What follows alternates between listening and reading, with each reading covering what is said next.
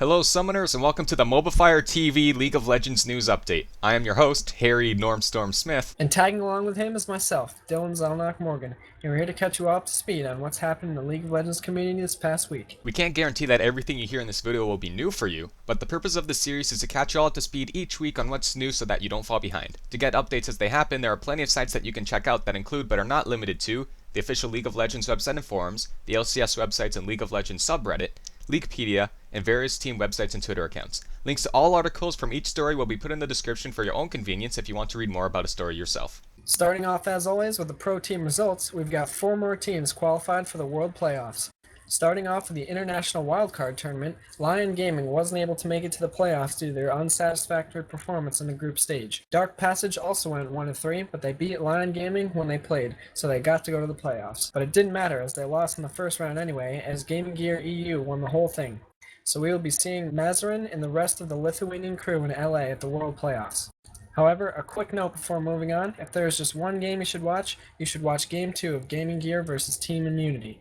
Things were just crazy. Team Immunity was way behind in kills and just everything, but fight after fight they somehow just miraculously held on for over 50 minutes before finally getting eliminated, but they really made the Oceanic region proud. The European LCS playoffs have finished and wow is all I can say. The summer champions are Fnatic after beating Lemon Dogs in 4 games in the finals. In third place is Gambit Gaming, who had to beat Evil Geniuses to fight for the last European spot at the World Finals. Fighting for the last spot in Season 4 before the promotion tournament was Team Alternate and Ninjas in Pajamas, with Alternate taking that win after 3 games. And finally, a congratulations to Fnatic's mid laner Xpeke for winning MVP of the playoffs. Over in Korea, the semifinals for OGN are over. KT Roaster B completely swept CJ Frost, with Insec only dying once in 3 games. CJ, on the other hand, was just not looking that good overall. They went Shen top against Zac every single game, and it just didn't work. MVP Ozone took the first game against SK Telecom 1, but then SKT completely turned things around and took 3 in a row. In the third, fourth spot match is CJ Antis Frost and MVP Ozone, and fighting for first place will be KT Roaster B and SK Telecom 1. And in the NLB tournament, Najin Blacksword has won the entire thing, beating Incredible Miracle Team 2 in the finals 3-1. In third place, Najin Shield swept the Jin Air Falcons. The way the circuit points go, Najin Blacksword have clinched a spot in the World Finals. Where they seed, though, is currently not known. Now, the circuit point system can be confusing, so here's a brief rundown on how that works. Every team in the tournament gets circuit points based on how they perform. Just like how there's LCS Spring and Summer, there's OGN Winter, Spring, and Summer. If you get knocked out of the quarterfinals of OGN, Winter, Spring, or Summer, you play in the NLB tournament. How you perform in the NLB and OGN playoffs determine how many circuit points you get. 5th to 8th place and 9th to 12th place teams also get some points, but I just don't have that displayed on the screen because they are irrelevant right now. Also not displayed on your screen is Najin White Shield with 170 points. However, since no matter what happens in the OGN finals, SK Telecom will get more points and pass Najin Shield. The 2 teams with the most circuit points after the OGN semis and finals advance to Worlds, and 3rd to 6th place teams go on to the Korean regionals and fight for 3rd place. And here's the bracket for that. No matter what happens, CJ Blaze will seed 6th. CJ Frost will also be in the Korean regionals, but where exactly they will seed is to be determined. Moving on to Worlds, here's a quick overview of who's going there. From Southeast Asia is the Filipino team Mineski. From the International Wildcard Tournament is Lithuanian team Gaming Gear EU, and from the European LCS is Fnatic, Lemon Dogs, and Gambit Gaming.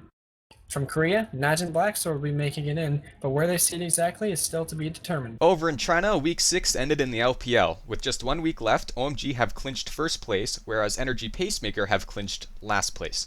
The teams are looking a lot closer though, with 2-1 records is Royal Club, World Elite, Young Glory, and LMQ. Going 1-2 this week is OMG, Positive Energy, Invictus Gaming, and Energy Pacemaker.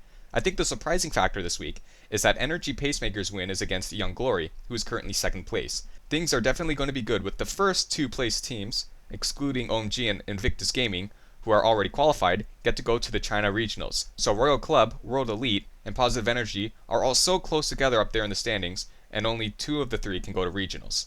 In Vietnam, Season 4 has already started as the Glorious Arena is underway, and things are already looking close between the teams.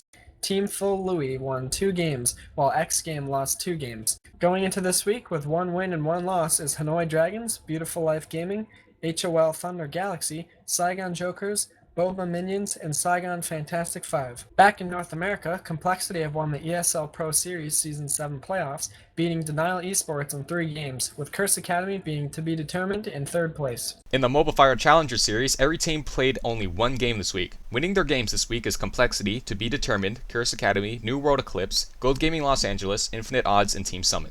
Losing their games this week is Denial Esports, Cognitive Gaming, Complexity Academy, Team Tower Dive, Tempest, and of course, Aware Gaming and Reality Check Gaming, as they're not even in the MCS anymore.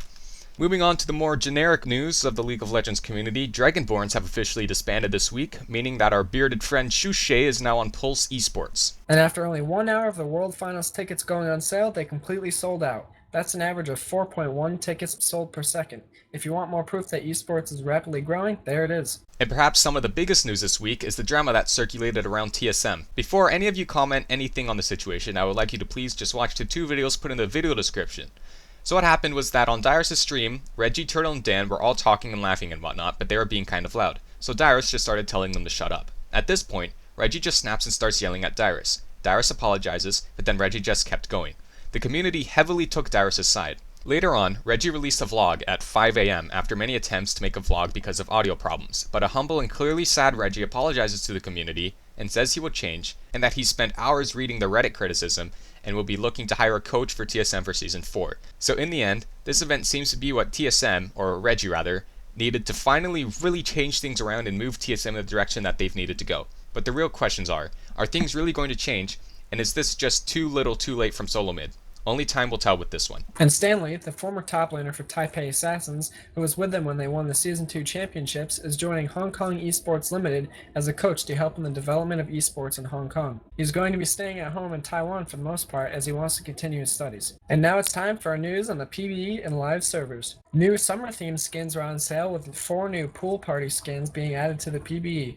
Pool Party Lee Sin, Leona, Renekton, and Graves are all on the PvE, so now you can have a team of 5 Pool Party skins, and it can properly fit into the meta. The Refund Button has been added to the shop in-game, so if you accidentally buy an item, or an extra item that you don't want, just smack that Refund Button and get your G's back. Patch 3.10a went live this week. With this patch, we have the LeBlanc and Draven buffs, the Master Yi tuning, Riven's third leap can now go over walls, and we've also got the Shen, Zac, and Twitch nerfs. For items, we have the Blade of the Rune King nerf, and changes to Phage and Trinity Force. But most importantly, Lucian is finally out. Thresh has been hit with yet another nerf on the PvE. His Q, Death Sentence's cooldown, has been increased early game, but now if Death Sentence hits, its cooldown is reduced by 3 seconds. Fiora, on the other hand, is getting a buff. Her ult will now target invisible and untargetable champions, but only if it's necessary for her to continue Blade Waltz. However, if that happens, she won't deal damage to that target. Galio's mana cost and cooldown on his ult have been reduced. And a lot has been going on with Olaf, so here's what Riot has going on with him at the moment. For his Q, base damage and slow duration has been reduced, while the actual slowing has been increased. The slow no longer decays, and the throw has a minimum distance to be thrown.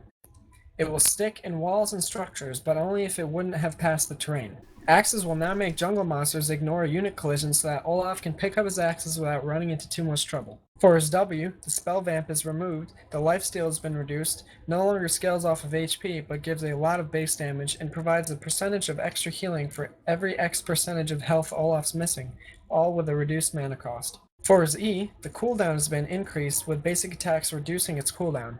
Its damage is moderately reduced at lower ranks, comes with a bonus AD ratio, and its cost is equal to a percentage of the total damage dealt. For his ult, its cooldown is higher at lower levels and lower at higher levels. Its mana cost has been removed, and now passively provides armor and magic resist. When his ult is activated, his passive resistances is instead an AD bonus, and he turns red, and that sounds pretty cool. Now we just need to give him some Pulsefire Ezreal Laser Eyes and we're good to go. And in general for attack speed buffs, Riot's fixed a small bug. Now when a temporary attack speed buff is activated, it is effective immediately and no longer waits for the first auto attack to kick in. Over in the Twisted Tree line, Nidalee's Bushwhack has been nerfed with its trap duration and resistance shred being reduced. And for Satan, his duration of which his shrooms stay on the map has also been reduced. Before we wrap things up, we'd like to take a look at what's to come in the next week in the pro scene. First, we'll be seeing a 3rd and 4th place match between CJ Frost and MVP Ozone on August 28th, 6 AM Eastern Time. The day after will be the GPL Grand Finals of Taipei Assassins and AHQ Esports Club in a best of 5 at 1:20 Eastern Standard Time, followed by the Taiwan qualifiers where the Taipei Snipers will face the Gamania Bears in a best of 5. but since the Taipei Snipers came from the winner's bracket, they are already up 1-0. Then we've got PAX 2013 kicking off with the New World Eclipse versus Cognitive Gaming in the NA Spring Promotional Qualifier at a currently to-be-determined time, followed by TSM versus CLG and Curse versus Dignitas in the North American LCS playoffs in the quarterfinals at 4 p.m. Eastern Standard Time. Then back in Korea, we've got the grand finals of OGN with KT Roster B taking on SK Telecom Team 1 in a best of 5 on September 31st at 5 a.m. Eastern Standard Time. Then later on in the day, we have To Be Determined versus Complexity at another to be determined time, but then we have the relegation match followed by the semifinals of the NA LCS playoffs. Then, on the last day of PAX, we've got the finals of the Spring Promotional Qualifier and the third, fourth place match in grand finals of the NA LCS playoffs. And on the 3 days of PAX, there is also the 3 days of the last week of LPL starting at 4 a.m. Eastern Standard Time each day. And that concludes this week of the MobafireTV League of Legends News Update, and we thank you for watching this video. If you want to know when more weekly news videos are released and like League of Legends content, don't be afraid to subscribe to the MobafireTV channel, Norm's channel, which is Twisted Pizza Dude, as well as my own channel, which is Exothermite. Thanks again everyone for watching, and we'll be seeing you guys Thursday with some more League of Legends news.